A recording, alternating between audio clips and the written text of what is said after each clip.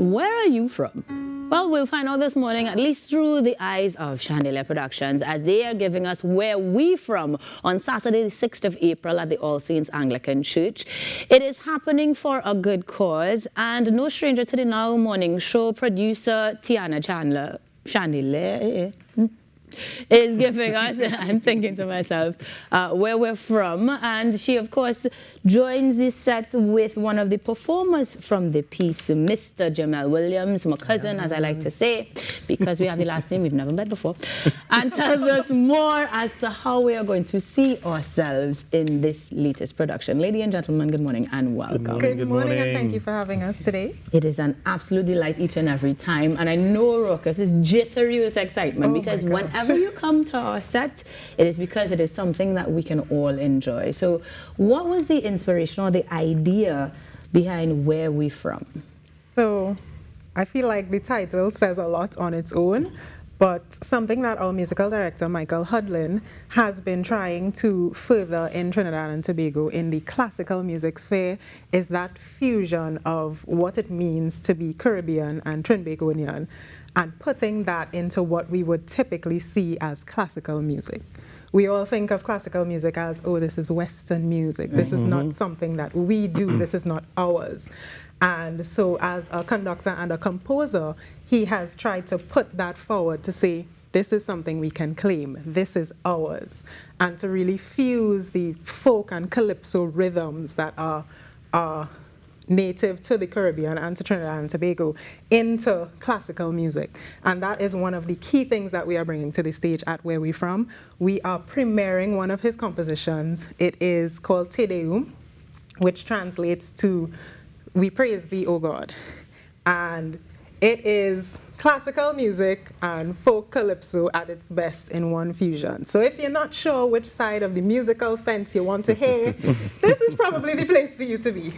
Now, Jamal, I want to jump in here because you're trained classical singer, but you're also interested in folk music. You've been doing that aspect of things as well. So as a singer, as a performer, how important is the merging of the two for you? It actually is a little bit of something that I wanted to do for the longest while, because sometimes as Trinidadians, we would sing classical music and you add a little rhythm to it at the ending. So for example, the Hallelujah chorus, you might drop a little chest beat. Exactly. So it really is an experience, and it really is something that I am privileged to be a part of, to actually experience and explore that mixture of classical and the folk side of things, and just bring it together. And do you feel like it stretches you a bit as a performer? It does. It does. The placement in terms of where you sing from, classical is all here. Folk, you have a little bit of talking in between. You have a little bit of rapping, I guess you could say, if you want to say that. And then you have a little bit of classic, bit of indie song. You stretch right back down into the diaphragm as well. So it really does.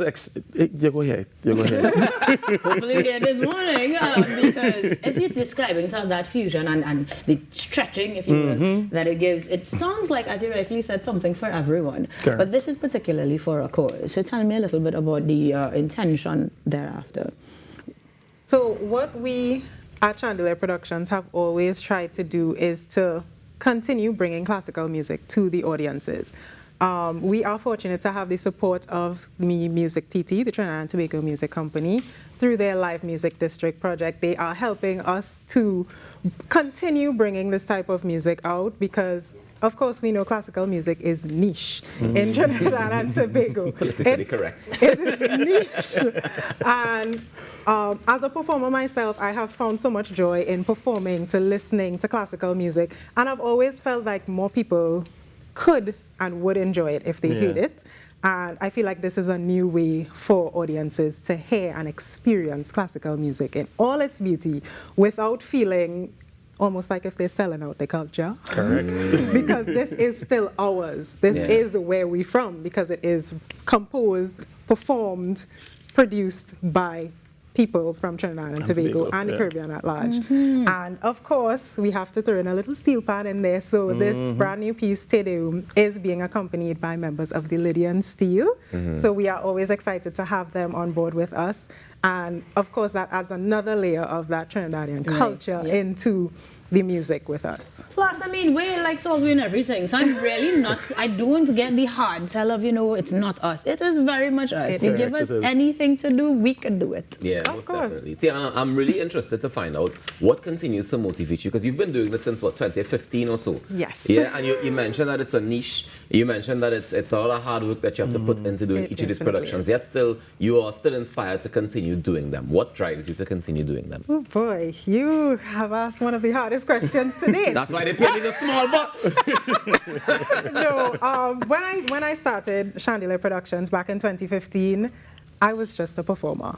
I was enjoying the experience of being on stage, and I looked around at all of the people around me that I would perform with and the people that maybe didn't make it onto stage, and I was like, where are the opportunities? I always wanted to see more opportunities across the board for people on stage, and I don't know why, I decided I was the one that was going to help create these opportunities. Jesus. And from then until now, I am still here doing it and providing more opportunities, not only for the people that are performing on stage, but I try to bring in younger persons in the technical, in the production, audio, lighting, everything, and just try to put all of the different levels of creativity out there on display.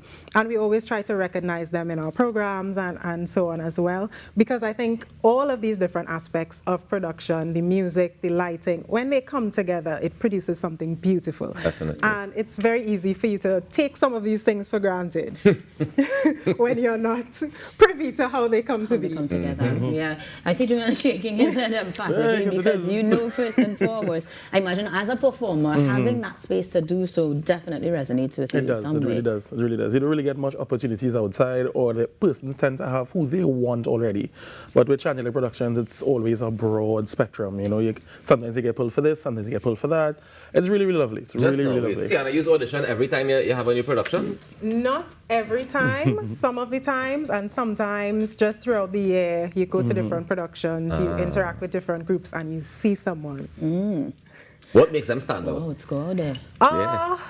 That is difficult. Sometimes it's the voice. I'm sure Michael would say their musicality is one of the things that he is pulled to, and that is his role as the musical director.